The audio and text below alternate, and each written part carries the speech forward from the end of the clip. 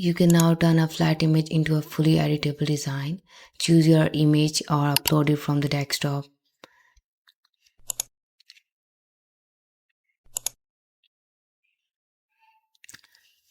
and place it in the Canva.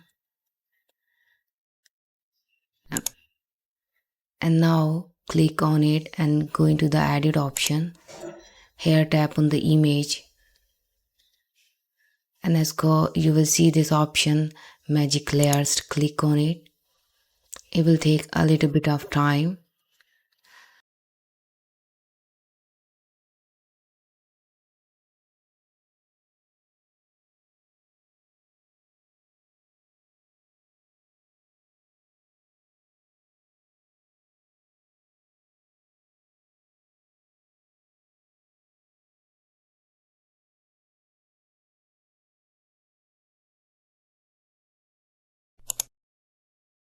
This magic layer option will separate the layers for you and you can edit them as you want.